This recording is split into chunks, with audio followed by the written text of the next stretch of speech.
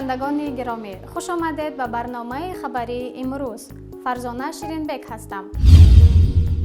رئیس اجرایی بانک جهانی امروز به تاجیکستان سفر کرد.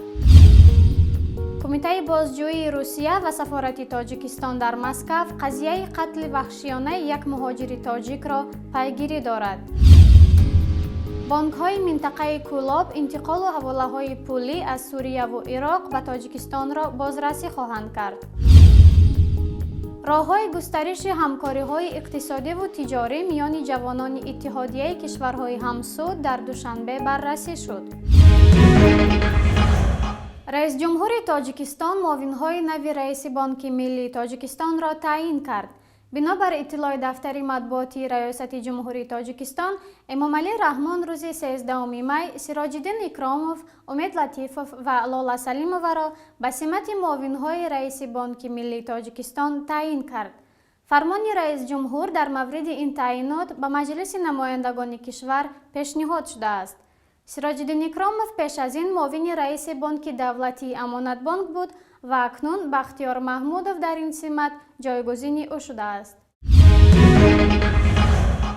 در حمله افراطیان جندالله پاکستان به اتوبوس در شهر کراچی دست کم 43 کس کشته شدند. گزارش شده که 6 مرد مسلح موتورسیکل سوار اتوبوس را که پیروان مذهب اسماعیلیه را به یک زیارتگاه می برد تیرباران کرده و 16 زن و 27 مرد را کشتند. در این اتوبوس بیش از 60 مسافر از آن جمله کودکان سوار بودند که حمله‌وران حتی بر آنها نیز رحم نکردند. غلام حیدر جمالی فرمانده پلیس ولایت سند گفت بر اساس اطلاعات اولیه کشته شدن 43 تن در این حادثه تا حالا تایید شده است. 13 نفر دیگر زخمی شدند. در میان کشته شده ها 16 تن آنها زنان می باشند. زخمی ها را به بیمارستان انتقال داده ایم. جندالله که مسئولیت این جنایت را بر دوش گرفته است، گروهی است که از طالبان پاکستانی جدا شده و هر از گاه نمایندگان اقلیت‌های دینی و مذهبی پاکستان را ترور می‌کند. یورک فریدن رئیس اجرایی بانک جهانی بامداد روز چهارشنبه 13 می وارد تاجیکستان شد. چنانکه رادیو آزادی با استناد به مسئولان دفتر بانک جهانی در دوشنبه خبر می‌دهد، یورک فریدن و هیئت همراهش در تاجیکستان 5 روز مهمان خواهند بود. انتظار می رود هیئت بانک جهانی در جریان این سفر با مسئولین اقتصادی دولت تاجیکستان و رئیس دولت امامعلی رحمان دیدار و مسائل گسترش همکاری‌های دوجانبه، وضع اقتصادی و اجتماعی، رشد اقتصادی کلان و اثر و تأثیر تحریم‌های بسته شده بر روسیه بر اقتصاد تاجیکستان را بحث و بررسی کند. یادآوری میکنیم که تاجیکستان از سال 1994 بدین سو عضو بانک جهانی است و از سال 1996 تا کنون کمابیش 843 میلیون دلار کمک از آن دریافت کرده است. کمیته بازجویی روسیه و سفارت تاجیکستان در مسکو قضیه قتل وحشیانه یک مهاجر تاجیک را پیگیری دارند. کاملجان همدموف شهروند 39 ساله تاجیکستان روز 3 می به دست 3 نوجوان ساکن شهر کرالوف در ولایت مسکو کشته شده بود. مرحوم در یک کارخانه به حیث کارگر یا نمیدونم بارکش کار میکردن. وقتی از کار مرخص میشن و طرف خانه روان میشوند، یک گروهی از فاشیستان روس به مرحوم حمله کرده. اول زده از پا میافتونن، بعدا چیزو چاره‌اش را گرفته سرش را از تن جدا میکنند. کمیته بازجویی روسیه قضیه این جنایت را پیگیری دارد و گزارش داده که روز 7 می 3 نوجوان ساکن شهر کرالوف را با اتهام دست داشتن در 9 جنایت از آن جمله قتل کاملجان همدموف بازداشت کرده است. در پی بازپرسی بازداشت شدگان به جرمشان اقرار کردند. روسی درباره کشته شدن این نفر ما دیرتر خبر شدیم، چون که مقامات قدرتی همین نواحی کوشش کردند که هم قاتلان و هم مقتول پوشیده گردد، ولی با سعی کوشش اینا به بار نآمد و بالاخره برادر مقتول، یعنی برادر همون شهروند تاجیکستان از کشته شدن برادرش خبردار شد و بعد زود به ما زنگ زد.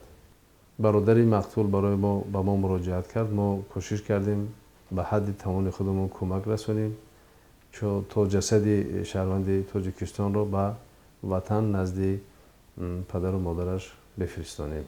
سفارت تاجیکستان در روسیه نیز قضیه را جداً پیگیری دارد. گفته شود که 9 می در ولایت مسکو یک شهروند دیگر تاجیکستان از دست بیگانه ستیزان کشته شد. کشتن شهروندان تاجیکستان در این کشور بسیار یک کار عادی است و در اکثریت حالات وقتی که شهروندان تاجیکستان کشته می شوند، خب ما بعد کسانی که اونها را میکشند بی جزا میمونند و یا اینکه بسیار با یک جزای سبک اونها را از محبس آزاد میکنند. اونها فاشیستان خوب میدونند که کسانی را که اونها میخواهند نابود کنند، بکشند، مسخره بازی کنند، این شهروند کدام کشور است. به هیچ وجه به شهروند مثلا قزاقستان، آذربایجان امکانی همچنین مسخره را ندارند. چرا میدونند که از جانب حکومتاشون این شهروندان حمایه میشوند. بانک‌های منطقه کولاب انتقال و حواله‌های پولی از سوریه و عراق به تاجیکستان را بازرسی خواهند کرد. نهادهای انتظامی تاجیکستان از بانک‌های منطقه کولاب درخواست کردند حواله و انتقال پول از سوریه و عراق برای شهروندان تاجیکستان را بازرسی کنند.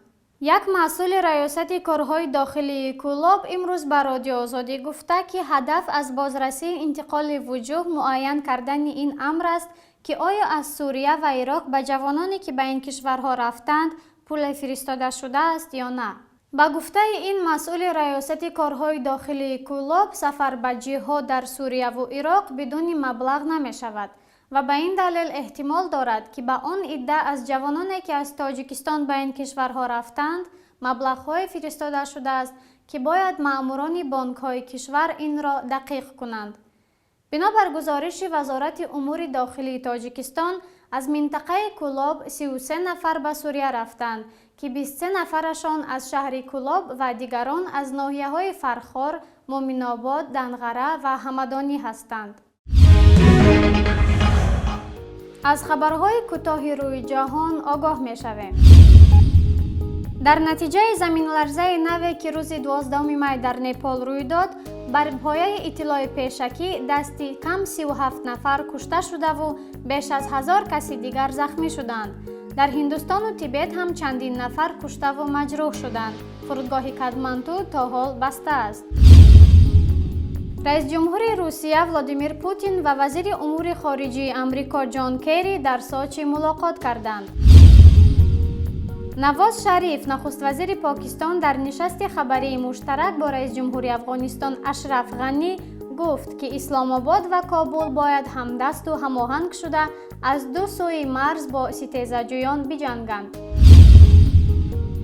نخست وزیر قرقیزستان تیمیر سریه فرمانده نیروهای مرزبانی این کشور رحیم بردی دوشنبه را دستور داده که جزئیات قتل یک شهروند آن کشور و بازداشت یکی دیگرشان در مرز با ازبکستان را پیگیری کند. برنامه امروز را ادامه می‌دهیم. 10 جنگجوی طالبان که در ربودن 4 مرزبان تاجیک در زمستان سال گذشته دست داشتند، در جنگ با نیروهای امنیتی افغانستان کشته شدند. نیروهای مرزبانی تاجیکستان میگویند این اطلاع را از همتایان افغانستانیشان دریافت کردند و اکنون امید برای رهایی 4 سرباز تاجیک بیشتر شده است. راه‌های گسترش همکاری‌های اقتصادی و تجاری میان جوانان اتحادیه کشورهای همسود در همایش نمایندگان جوانان از تاجیکستان، آذربایجان، ارمنستان، قزاقستان، قرقیزستان، مولداوا و روسیه در شهر دوشنبه بررسی شدند. نوروز قربانزاده، یک مسئول کمیته امور جوانان، ورزش و جهانگردی تاجیکستان، امروز 13 می به رادیو آزادی گفت در این همایش 2 روزه صاحبکاران جوان نیز دعوت شدند تا مشکلات و راه‌های حل رشد صاحبکاری در گستره اتحادیه کشورهای همسود را بررسی کنند. دیروز روز شش مقام با هنرنمایی گروه‌های شش مقام خان و فلکسرا، گروه‌های رقصی گلرز و لاله، فیلارمونیای دولتی تاجیکستان در نمایشسرای عینی برگزار شد. رئیس جمهور تاجیکستان امام علی رحمان در پایان این برنامه هنرنمایی گروه‌های موسیقی و رقص را خوب ارزیابی کرد. برنامه امروز به پایان رسید. خدا حافظ بینندگان گرامی، تا بازدید.